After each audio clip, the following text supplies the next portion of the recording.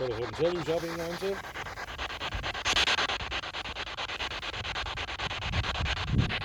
Er du her stadigvæk, Lise, eller er det en anden en, der er her nu?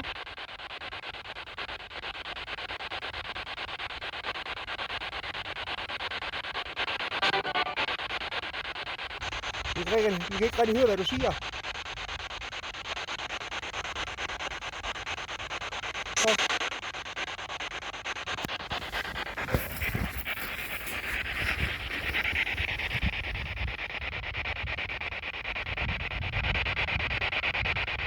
Er du her stadigvæk?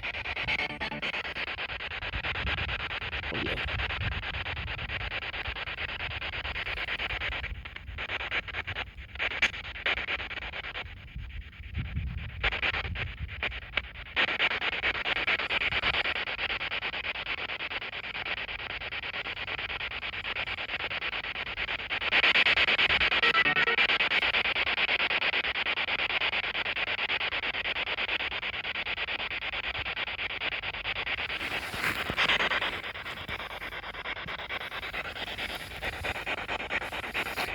Prøv at gå og røre den boks derovre, der lyser igen. Der piper det over.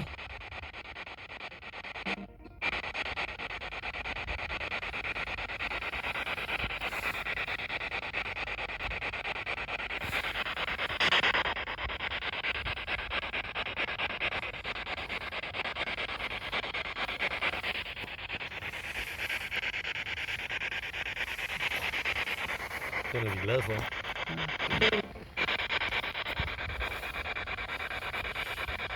Der er noget her. Bare lige mere at finde ud af den boks herovre, så der ikke kommer alt det støj deroppe. Er der nogen her?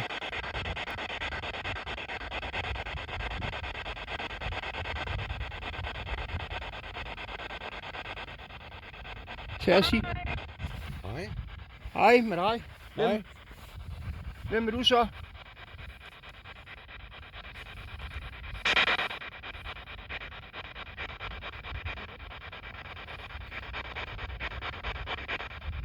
Hvad her du?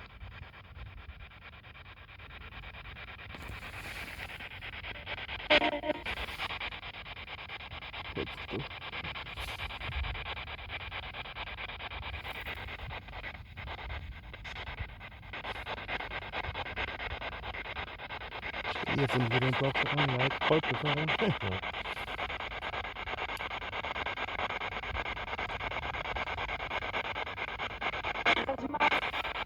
Kom til mig. Nej, vi kommer ikke til dig. Og nej, du må heller ikke tage med os herfra.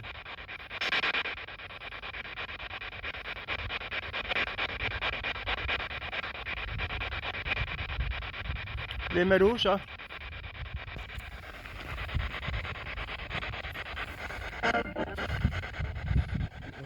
Okay.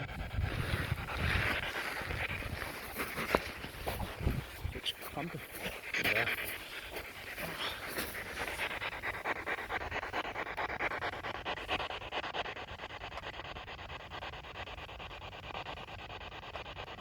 Så jeg sige noget. 1, 2. Ja, vi er 2. Hvor mange er I så? Hvor mange er I her?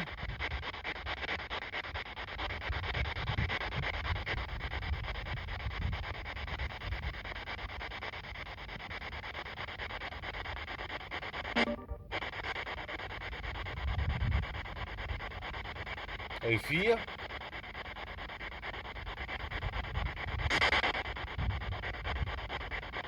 Eller er der kun dig?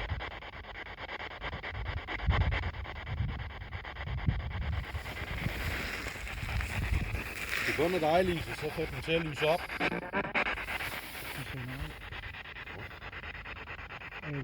Det er ikke kun mig. Så I er flere?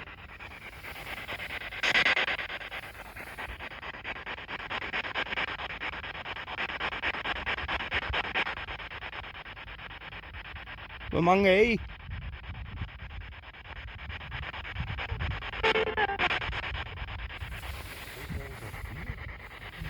Er I 4 så?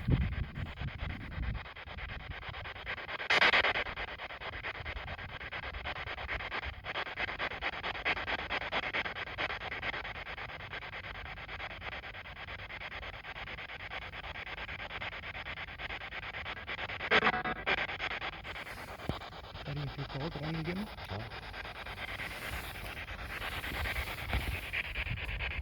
Så få den til at bygge derovre igen. Rør den derovre igen. Du lige rørt ved.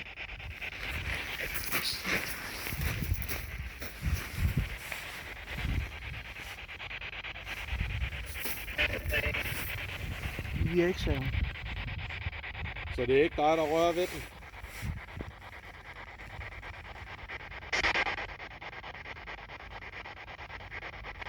Du giver ikke at røre mere ved den. Er det du siger?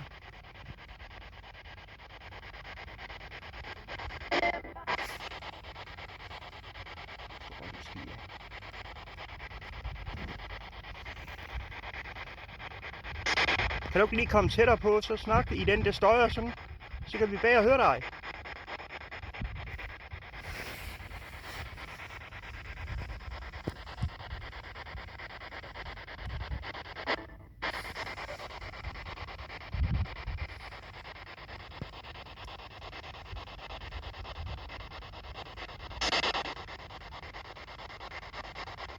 Var det Lone, hun hed hende før? Hvad? Hvad var det, hun hed hende den anden der? Var det Lone, eller hvad var det? Louise, synes jeg. Nå, Louise. Er du her endnu, Louise?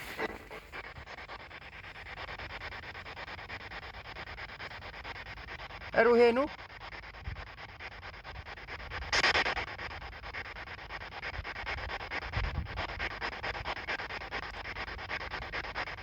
Der er nogen på linjen, så kan I få boksen derover til at lyse op med rød lys og hyle. Og I kan tale ind i den der.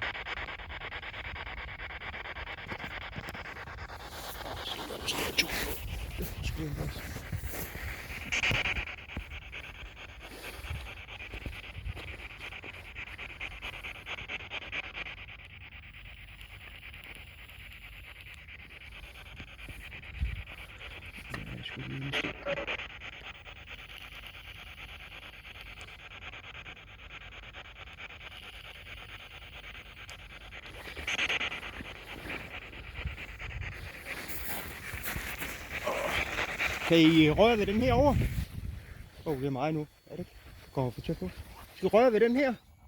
Sådan her. Så kan vi se, at I er her.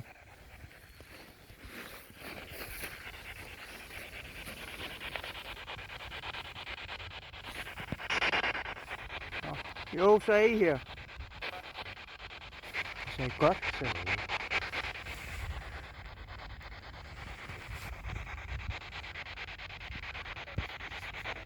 Ja. Kunne du stå det? Det er som om, vi sætter lavere.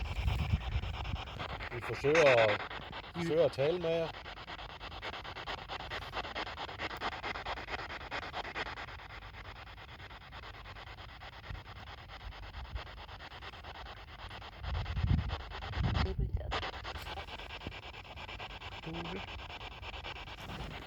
Snak lidt højere. Vi skal snakke lidt højere, for vi kan høre jer.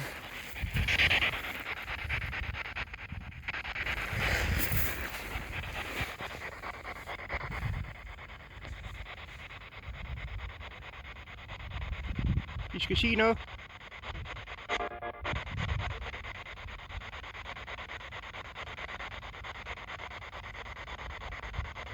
I kan snakke ind i den boks, der støjer sådan der. Den der larmer der. Vi skal I snakke lige ved siden af, så kan vi høre, hvad I siger.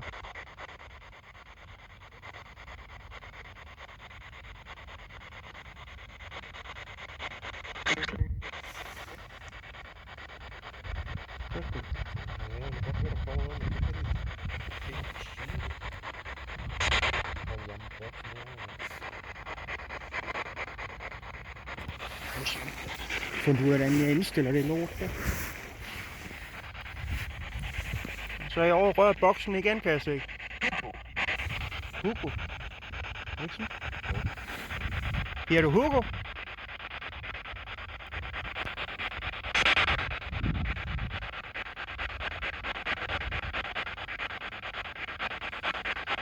Hvem er her nu?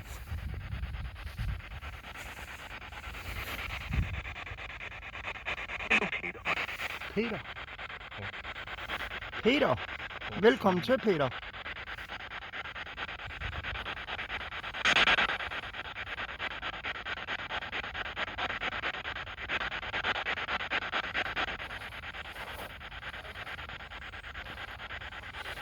Hej Peter. Det er Kim. Ja, det er Allan. Ja, det er Allan. Det er her Allan. Velkommen til.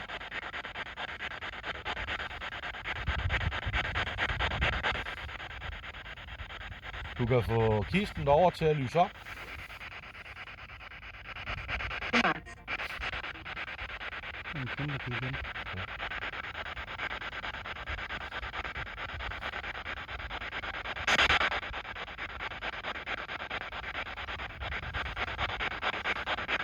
Peter, er du her stadigvæk?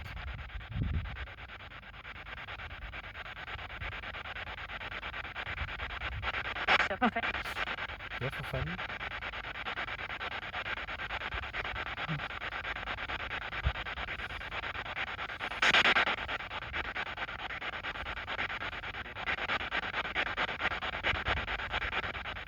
Det er hyggeligt, hvis I vil snakke med os.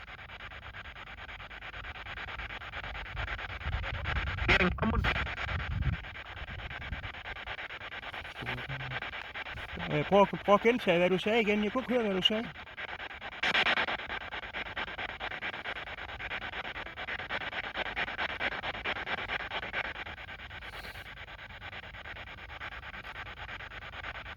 Hej Hugo og Peter.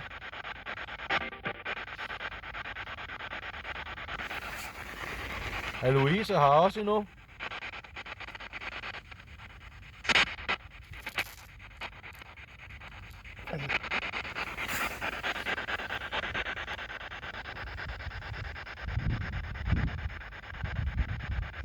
Peter, er du her endnu? Kan I se den boks, der står derovre, jeg peger på? Kan I gå over og røre ved den? Så ved vi, I er her. Jeg vil prøve lige at gå over og røre ved den, så I kan se, hvorfor I skal røre ved. Den her. Når I rører den her, så lyser den, så kan vi se, at I er her.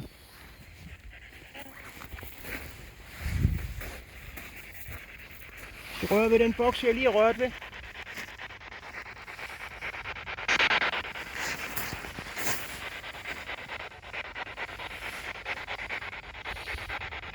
Jeg hedder Kim. Kan I sige mit navn?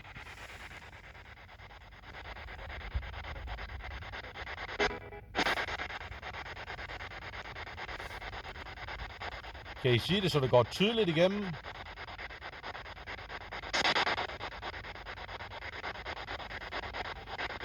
Eller kan I nævne Allans navn?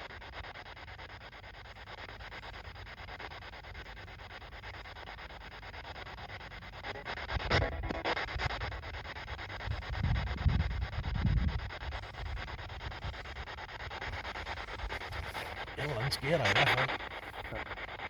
Jeg er lige med at finde ud af den boks til efterhånden. Så vi vil lige med at få stillet den ordentligt, så ikke alt det støj på. Lige med at få fingerstøtten i siden der. Ja. Hvad siger du? Vi kan ikke høre, hvad du siger. Det er fordi, der er noget diskant, der sidder herovre og siger noget, man skal indstille på. Ja. Men det er lige med, hvordan fanden man lige. Og nu er I over ved boksen derovre igen, kan jeg se.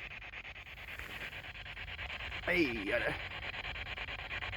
Der er rigtig liv i jer i aften, hva'?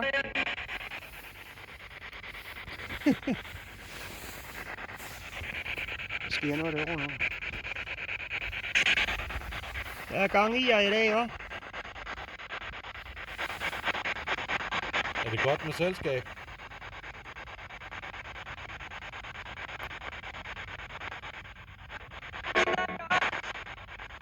Det hørte jeg. Ja, det er godt. Kunne du Ja. høre det? Ja, det er også meget rart at snakke med jer.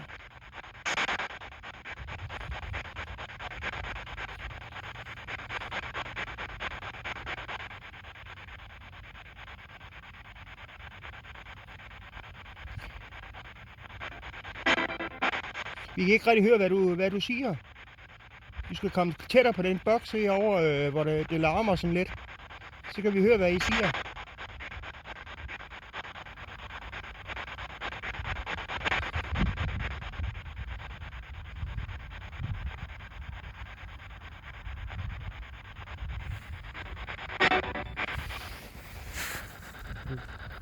Det er så lidt mere støj.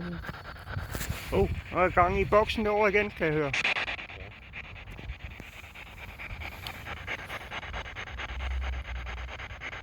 Hvis I snakker i den boks her, hvor der kommer alt det her lys her, så kan vi høre, hvad I siger. Det var ikke tydeligt nok.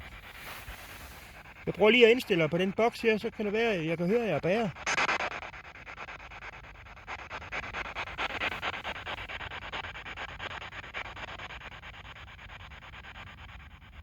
Jeg er bange for at skære ned i lyden. Når jeg stiller på den, så det ikke kommer igennem.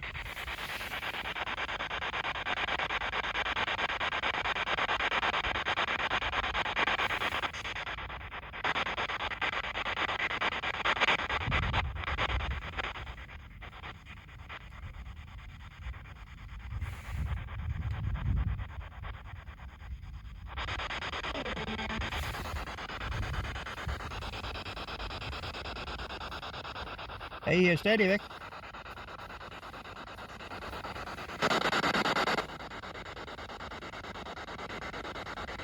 Nogen, der har lyst til at sige noget?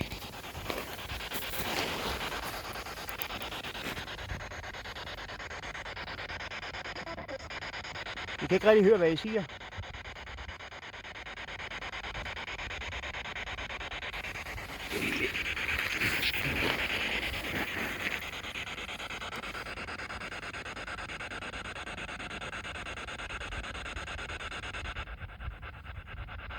Er I stadig væk her?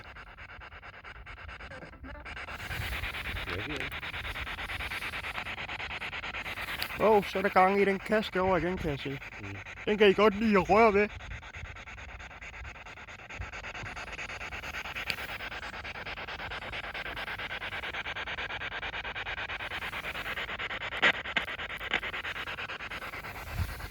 Den går uden gang inden, det er derfor, jeg skal have en ny parker. Så kan jeg også sætte strøm på lige direkte ned til bilen der, i stedet for at jeg skal have de skibatterier med.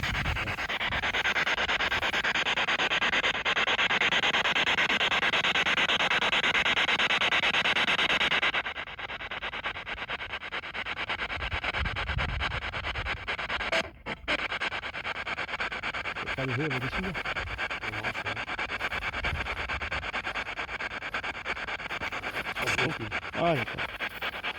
Nu er I over igen. Prøv at høre efter, hvad jeg siger til jer nu. Prøv at røre ved den der over, der piper efter, hvor mange I er her. Hvor mange er I? Skal I røre den der over, der lyser? Er I 1? Er I 2? Er I 3? Er I 4? Skal vi gå? Er I 4 nu? Men vi skal i hvert fald op på 4. Ja. Det passer også med de navne, vi har fået. Ja. Eller det skal ikke være mig, der kommer i kontakt med den. Prøv at gå over og røre den der biber der igen. Den du lige har rørt ved. Ved du hvad der var? Du får sgu lige en ops. Hen over mobilen, mens jeg optager. Okay. Du kunne lige se på skærmen. Ja, der var lige en over. Ja.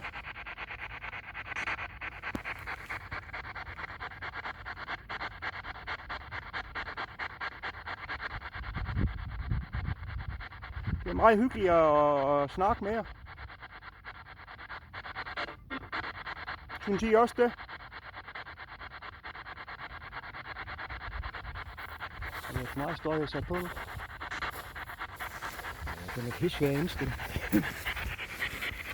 Jeg har bækset lidt med det derhjemme, men det er fandme skarpere.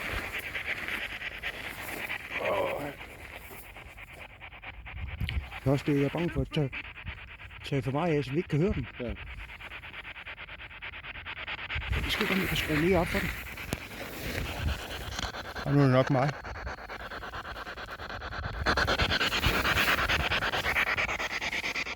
Jeg vil sige, normalt hjemme med mig, der er den ikke så følelse. Hvad? Hjemme med mig, der er den ikke så følelse. Prøv at se, hvordan den lyser derovre nu. Ja. Så der er sgu noget her. Det er Det er sgu meget rart, I viser Og der er mere mellem himmel og jord.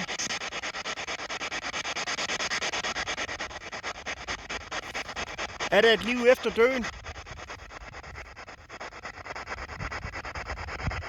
Kan I svare os på det?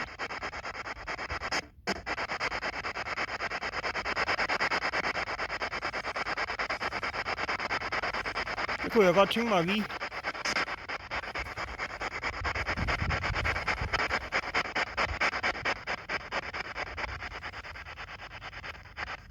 Lige med at finde det reprosigt.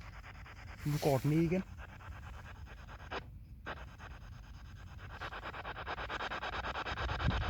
Jeg er bange for, at jeg kommer til at skrue så meget ned, så vi ikke kan høre en skid. Filtrerer den ikke kun støjen fra? Jo, men det er lige mere at indstille. Du kan prøve at se. Det her, det er de 2 knapper, du indstiller på. Jo. Ja. Det her, det er selve, du går i klangen i deres stemmer og sådan noget. Ja. Så det her, det er støjen, og det her, det er selve for... Kan du høre her? Nu skruer jeg helt ned der. Så kan jeg få mere på her. Og det er selve volumen. Ja. Det her, det er støjfilter. Fordi nu virker det som om den skruer helt ned, selvom den skruer op. Så nogle gange så går den ned. Det er nu rød.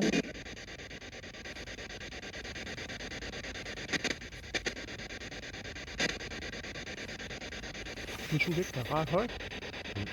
Det ved du for.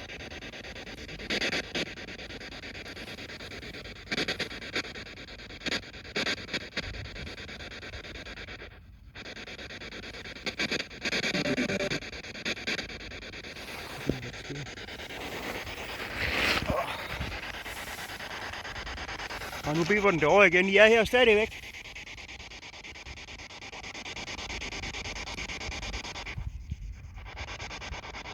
Er I her endnu?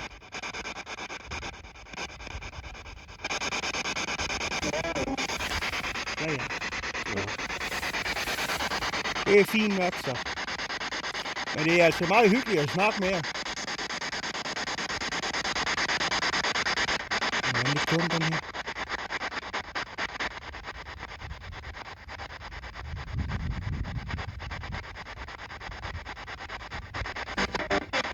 Ja, vi kan ikke rigtig høre, hvad du siger.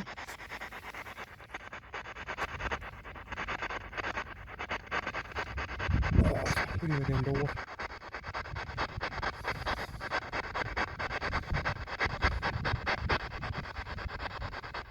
Den er kun den knap.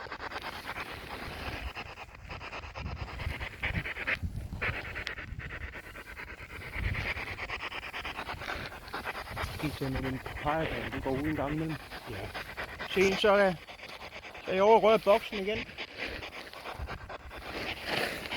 Vi vil finde punktet. Der er skruet helt op for den. Se der, så skal man lige finde ud af. Er der nogen her?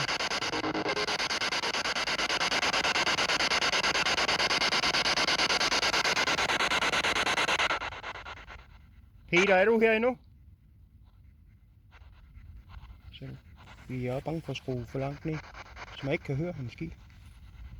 Vi har skruet helt op for den der ghost-box der. Aha. Hvad var det, du sagde?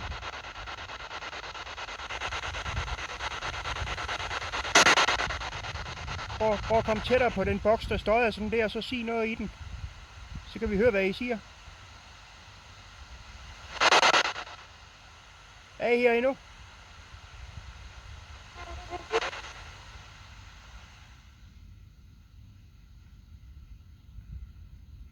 Prøv at snakke til os.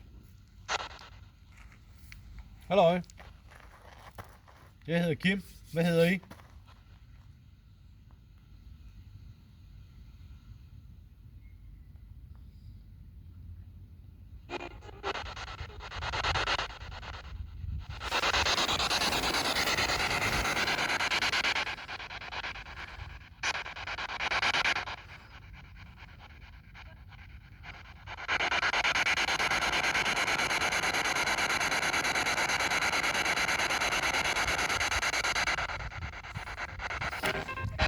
For den der, som der bippede lige før, den der kiste, der står over på stenene derovre, kan jeg ikke lige røre ved den?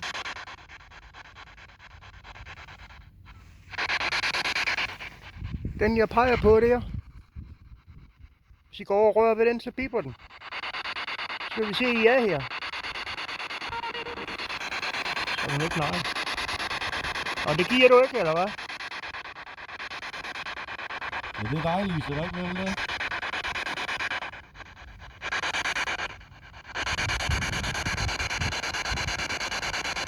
Se, det er svært at finde ud af.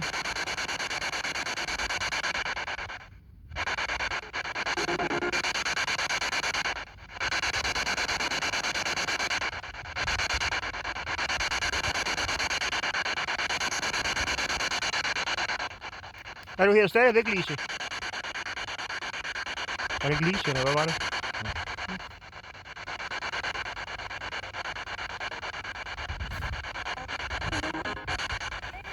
Jeg kan ikke rigtig høre, hvad I siger. Lige med at finde ud af, hvad der er indstillet på det lort der.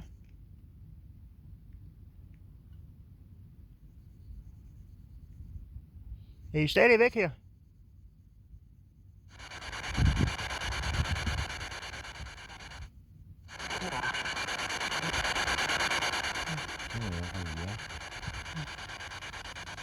Det er da meget rart at lige at komme ud og besøge jer herude. Og kunne snakke med jer.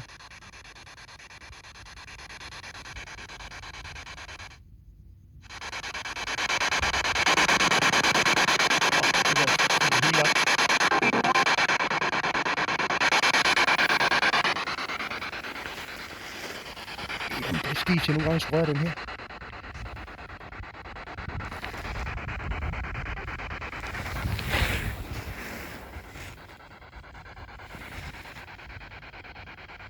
Og knalde på det over. Ja.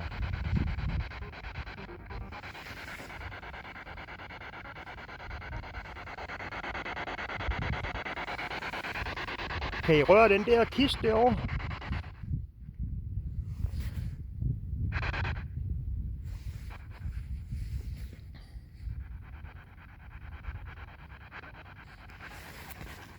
Jeg kan se, det er meget svært at finde ud af.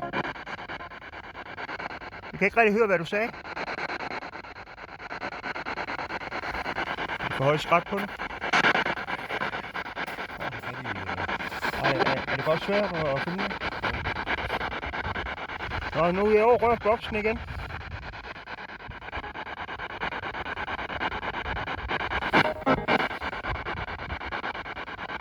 er meget skræt på det.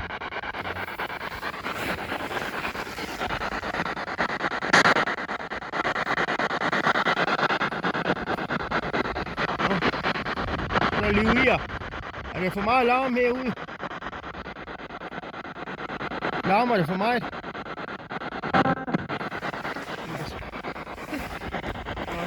Så prøver jeg lige at se, om jeg kan skrue lidt ned først, så det ikke larmer så meget.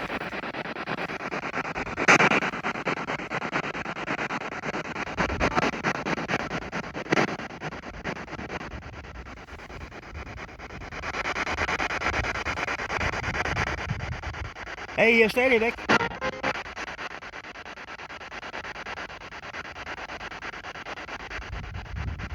Er det bedre?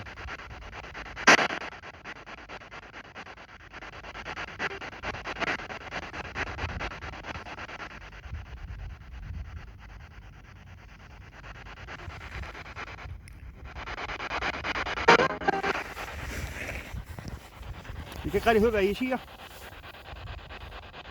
Vi skal komme tættere på den, der larmer sådan lidt der.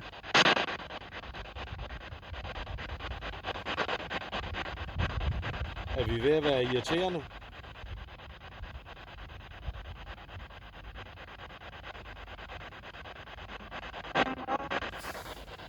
Ja. Okay. Vil I gerne have, at vi går?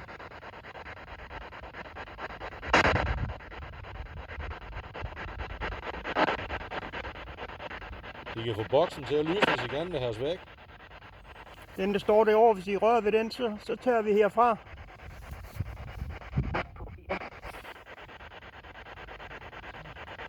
Det er som om, så det er fint.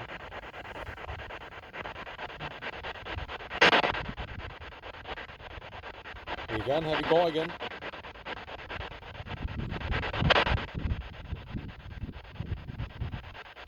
det er det, I prøver at fortælle? Det er Jamen, så går vi igen. Så I må have det godt, ikke også? Så siger vi farvel og mange tak. Og I må ikke komme med os. Husk det. I skal blive her. Ja, derfor skal I stadigvæk blive her. I kommer ikke med. Nu slukker jeg for den her. Ja, jeg slukker for den her, så larmer det ikke så meget mere. I må have det godt, ikke også?